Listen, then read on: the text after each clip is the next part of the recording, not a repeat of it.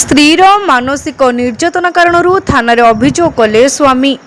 ଖବରରୁ ପ୍ରକାଶ, ବାଲେଶ୍ୱର ଜିଲ୍ଲା ବାହାନଗା ବ୍ଲକ କୁରୁଡା ପଞ୍ଚାୟତର କୁରୁଡା ଗ୍ରାମର ଶ୍ରୀ ବିଶ୍ୱଜିତ ବାରିକ ପିତା ପ୍ରହ୍ଲାଦ ବାରିକ ସେହି କୁରୁଡା ଗ୍ରାମର ଗଙ୍ଗାଧର ପଣ୍ଡାଙ୍କ ଝିଅ ଶ୍ରୀମତୀ ଲିଜାରାଣୀ ପଣ୍ଡାଙ୍କୁ ଭଲ ପାଇ ତାଙ୍କୁ ନେଇ ଘରୁ ଲୁଚି ପଳାଇ ଯାଇ 2018 ମସିହାରେ ବାଙ୍ଗାଲୋରର ଏକ ଜଗନ୍ନାଥ ମନ୍ଦିରରେ ବିବାହ କରିଥିଲେ।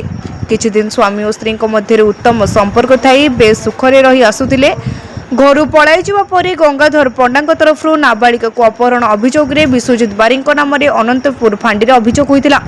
ପରେ ସ୍ତ୍ରୀ ଜଣକ ସ୍ୱାମୀ ସହିତ ବାଙ୍ଗାଲୋରରେ ଥିବାବେଳେ ଅନ୍ୟ ଏକ ଯୁବକ ସାଙ୍ଗରେ ପ୍ରେମ ସମ୍ପର୍କ ସ୍ଥାପନ କରିଥିଲେ। ସ୍ୱାମୀ ଜାଣିଲା ପରେ ସ୍ତ୍ରୀଙ୍କୁ ସାଙ୍ଗରେ ନେଇ ଓଡ଼ିଶାକୁ 2021 ମସିହାରେ ପଳାଇ ଆସିଥିଲେ। ଏହାପରେ ଲିଜାରାଣୀ ତାଙ୍କ ବାପ ଘରେ ରହିଥିଲେ। ଏହାର କିଛି ମାସ ପରେ ଲିଜାରାଣୀ ଫୋନ୍ ଯୋଗେ ବିଶ୍ୱଜିତଙ୍କୁ ଭୁଲ ମାଗି ସମ୍ପର୍କ ସ୍ଥାପନ କରି ସ୍ୱାମୀଙ୍କ ପାଖକୁ ଯାଇଥିଲେ। ବର୍ଷେ ତଳେ ହଠାତ୍ ଲିଜାରାଣୀ ପଣ୍ଡା ବାପ ଘରକୁ ଆସିବେ କହି ବାଙ୍ଗାଲୋରରୁ ଆସି ଭୁବନେଶ୍ୱରରୁ ନିଖୋଜ ହୋଇଯାଇଥିଲେ। ସ୍ୱାମୀଙ୍କ ସାଙ୍ଗରେ କେବଳ ଫୋନ୍ ମାଧ୍ୟମରେ ଯୋଗାଯୋଗ ରହି ଟଙ୍କା ଆଣୁଥିଲେ। କିଛି ମାସ ପରେ ସ୍ୱାମୀ ବାପ ଘରେ କି ନିଜ ଘରେ ସ୍ତ୍ରୀ ନ ପହଞ୍ଚିବାର ଖବର ପାଇ ଓଡ଼ିଶା ଆସି ଅନନ୍ତପୁର ଥାନାରେ ସ୍ତ୍ରୀ ନିଖୋଜ ହୋଇଥିବାର ଏକ ଅଭିଯୋଗ ପତ୍ର ଦାଖଲ କରିବା ସହ ସମାଜସେବୀ ଓ ଆଶାର ଆଲୋକର ସଦସ୍ୟ ଶ୍ରୀମତୀ ମାମୁନି ଘଡ଼େଇଙ୍କ ପାଖରେ ଫେରାଦ ହୋଇଥିଲେ। ଏହି ସମାଜସେବୀ ସହଯୋଗରେ ହାତ ବଢ଼ାଇ ସମ୍ବଲପୁର ପୋଲିସ ମାଧ୍ୟମରେ ବିଶ୍ୱଜିତ ବାରିକଙ୍କ ସ୍ତ୍ରୀ ଓ ଅନ୍ୟ ଏକ ଯୁବକଙ୍କୁ ସାଙ୍ଗରେ ଥିବାବେଳେ ଉଦ୍ଧାର କରି ଲିଜାରାଣୀ ପଣ୍ଡାଙ୍କ ପରିବାରକୁ ଅନନ୍ତପୁର ଥାନାରେ ଜିମା ଦେଇଥିଲେ। ତା ପରଦିନ ସ୍ୱାମୀ ସ୍ତ୍ରୀଙ୍କ ମଧ୍ୟରେ ବୁଝାମଣା କରିବା ପାଇଁ ଉଭୟ ପକ୍ଷ ରାଜି ହୋଇଥିଲେ। କିନ୍ତୁ ତା ପରଦିନ ବିଶ୍ୱଜିତଙ୍କ ପରିବାର ଓ ସମାଜସେବୀ ମାମୁନି ଘଡ଼େଇ ଅନନ୍ତପୁର ଥାନାରେ ପହଞ୍ଚିବା ପୂର୍ବରୁ ଲିଜାରାଣୀ ପଣ୍ଡା ଓ ତାଙ୍କ ପରିବାର ତା ସ୍ୱାମୀଙ୍କ ସାଙ୍ଗରେ ଆଉ ରହିବେନି ବୋଲି ନିଜେ ଏକ ଲେଖା ଦେଇ ପଳାଇ ଯିବାରୁ ସମାଜସେବୀ ଜଣକ ପୋଲିସକୁ ପଚାରିବାରୁ ପୋଲିସ ତାଙ୍କୁ ଦୁର୍ବ୍ୟବହାର କରିଥିବାର ଅଭିଯୋଗ ଆଣି ଆଶାର ଆଲୋକର ଚ୍ୟାନେଲରେ ସାମ୍ବାଦିକଙ୍କୁ ଡକାଇ ପ୍ରତିକ୍ରିୟା ଦେବାରୁ ଖବର ପାଇ ପରୋକ୍ଷରେ ଉକ୍ତ ଚ୍ୟାନେଲ ନାଁରେ କେସ୍ କରିବେ ବୋଲି ଲିଜାରାଣୀ ପଣ୍ଡା ପୋଲିସ ମାଧ୍ୟମରେ କହିଥିବା ଖବର ମିଳିଛି।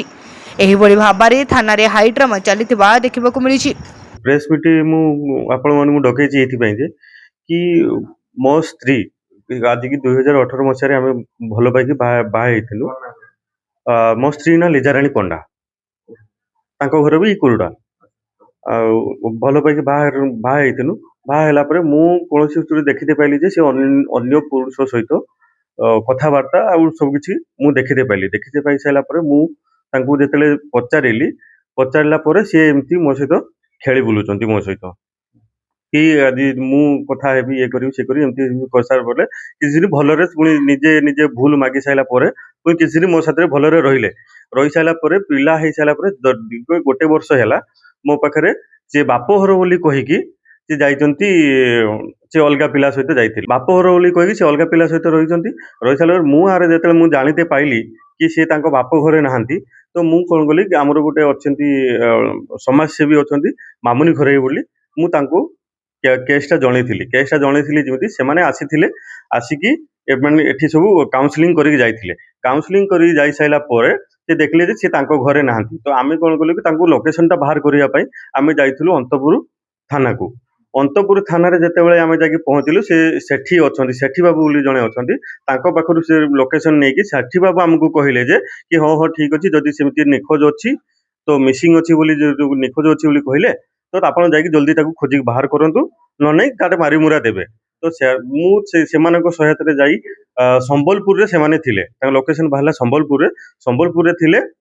ସମ୍ବଲପୁରରୁ ମହିଳା କମିଶନ ମ୍ୟାଡାମ ସବୁ ଯାଇକି ତାଙ୍କୁ ସେ ପିଲା ରୁମରୁ ସେ ପିଲାକୁ ଆଉ ତାଙ୍କୁ ରେସ୍କ୍ୟୁ କରିକି ଆଣିଥିଲେ। ଆଣିଲା ପରେ ରାତିରେ ଅଧିକା ହେଇଯାଇଥିଲା, 10:35ରେ ଏଠି ରାତିରେ ଅନ୍ତପୁର ଥାନାରେ ପହଞ୍ଚିଲେ। ଅନ୍ତପୁର ଥାନାରେ ପହଞ୍ଚିଲା ପରେ ତାଙ୍କ ପ୍ୟାରେଣ୍ଟସକୁ ହ୍ୟାଣ୍ଡ ଓଭର କରିଦେଲେ। ହ୍ୟାଣ୍ଡ ଓଭର କରିସାରିଲା ପରେ କି କହିଲେ କାଲି ସକାଳୁ ଆପଣଙ୍କର ଯାହା ଡିସ୍କସ୍ ହବ, କାଲି ସକାଳୁ ଡିସ୍କସ୍ ହବ।